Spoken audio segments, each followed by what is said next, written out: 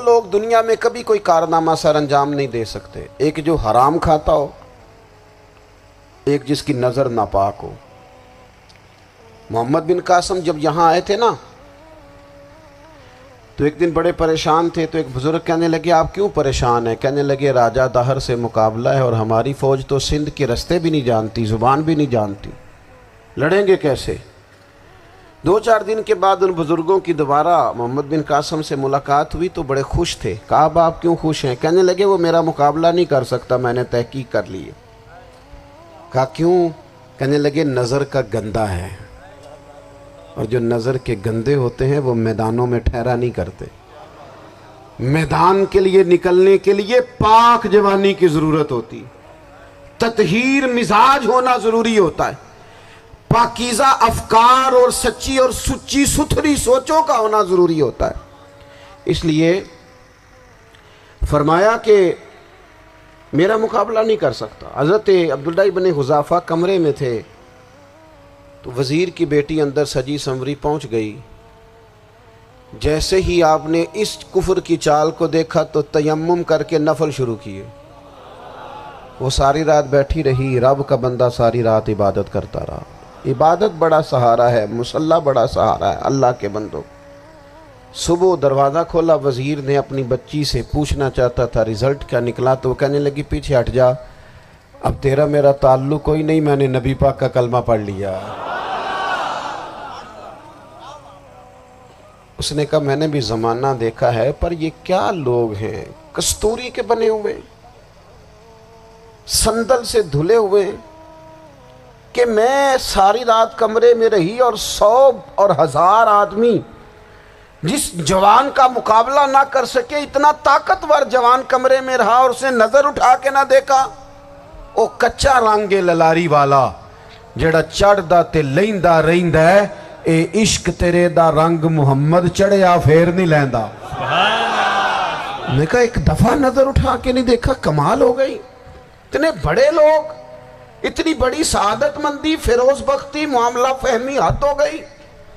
اللہ اکبر۔ دوستو بادشاہ جب پوری طرح ہار گیا نا، اس نے کہا مار دو۔ تیل گرم کیا ایک کڑاہی میں، اور جب آپ کو اس میں ڈالنے لگے تو آپ کی آنکھوں میں آنسو آ گئے۔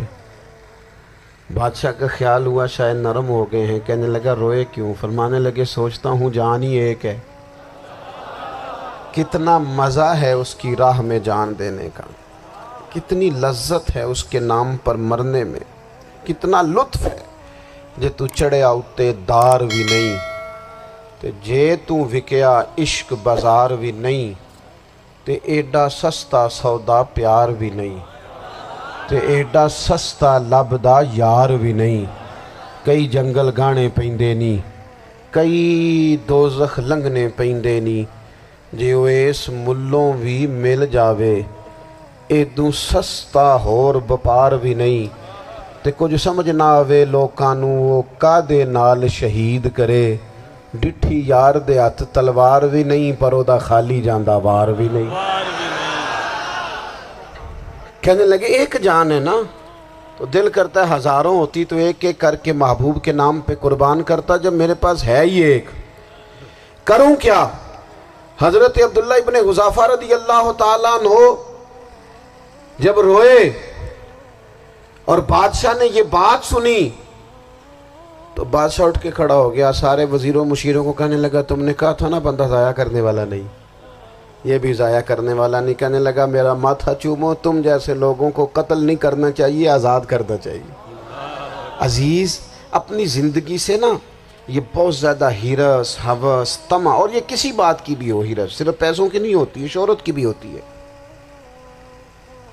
یہ بیماری انسان کو اقتدار کی بھی ہوتی ہے، تعریف کی بھی بیماری ہوتی ہے، یہ سارے نقص ہوتے ہیں لوگوں کو، اور معاذ اللہ بعض جبوں کبوں کے اندر بھی ہوتے ہیں، وہاں بھی پنپتے ہیں۔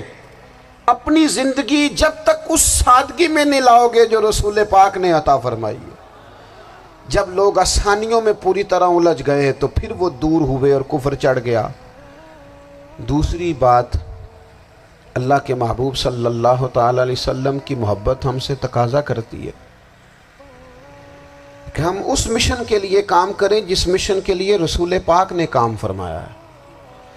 ہم سارے کام بڑی مضبوطی سے، سوچ سمجھ کے، تدبر سے، حکمت سے، تقاضوں کو مد نظر رکھتے ہوئے کرتے ہیں سارے کام۔ دین کے کام میں ہمارا مزاج نہیں ہوتا، او ہو جائے گا جی، آپ بسم اللہ پڑھیں جی، شروع کریں جی۔ آپ تقاضوں کو سمجھیں، چیزوں کو دبائیں نہیں، چیزوں پر غور کریں۔ کسی کے ذہن کی سطح پر سوال ابھرتا ہے، اس کا تسلی بخش جواب دیں۔ اپنی زندگی میں دین کے کام کے لیے اپنے آپ کو وقف کریں، اور دین کے کام کے بہت سارے پہلو ہیں۔ ہزاروں لوگوں کو قرآن پاک ٹھیک پڑھنا نہیں آتا، ہزارہ لوگ ہیں جو قرآن مجید کے مطالب سے آگاہ نہیں ہیں، دین کی بنیادی ضروریات سے لوگ نابلد ہیں۔ میں آپ کو کس طرح یہ بات سمجھاؤں کہ ہزاروں کی تعداد میں طلاقیں اس لیے ہوتی ہیں کہ مردوں کو طلاق کے مسئلے نہیں آتے، انہیں پتہ نہیں ہے کہ مجھے حقوق زوجین کے معاملے میں کیسے چلنا۔ ڈھیر سارے گھروں میں تباہی اس لیے ہے کہ تربیت اولاد کا دینی منہج ہمیں نہیں پتہ۔ اپنا حصہ ملائیں دین کے کام میں۔ ایک آدمی کو اگر تو نمازی کرنے میں کامیاب ہو گیا، تیری زندگی بدل گئی۔ وہ دین بیزار لوگ جو ہمارے بیچ بیٹھ کے ہماری نوجوان نسل کو پگڑی اور داڑھی کا نام لے کے بنیادی طور پر دین سے دور کرتے، ایسے نوجوانوں کو دین کا پیغام محبت دے کر دین کے قریب کرنا ہماری ڈیوٹیوں کا حصہ ہے۔ ہمیں ذمہ داری کا احساس کرنا پڑے گا، ہمیں یہ خاص قدم اٹھانا پڑے گا، توجہ دینی پڑے گی۔ مساجد، مدارس، میں آپ سے عرض کروں، اتنی ڈٹ کے مخالفت ہوتی ہے نا مدرسوں کی، اتنی ڈٹ کے۔ میں ادارہ چلاتا ہوں، اس کے چلانے میں جو مشکلات ہیں وہ تو ہم بتا نہیں سکتے آپ کو، اس لیے کہ میری قوم، میرا اس قوم سے تعلق ہے جو نعت خواں امیر کرنا چاہتی ہے، مدرسے نہیں۔ ہاں، نقیب خطیب پیدا کرنا چاہتی ہے، شعر و شاعری کی زندگی کو پروان چڑھانا چاہتی ہے۔ فقط ہمارا ان لوگوں سے تعلق ہے جو لاکھوں کروڑوں روپیہ محافل پہ لگائیں گے، اور قاری صاحب بیچارے اگر مسجد کا کوئی ہونے والا کام کسی وقت بتا دیں گے تو وہ بڑی مشکل آ جائے گی ان کے لیے۔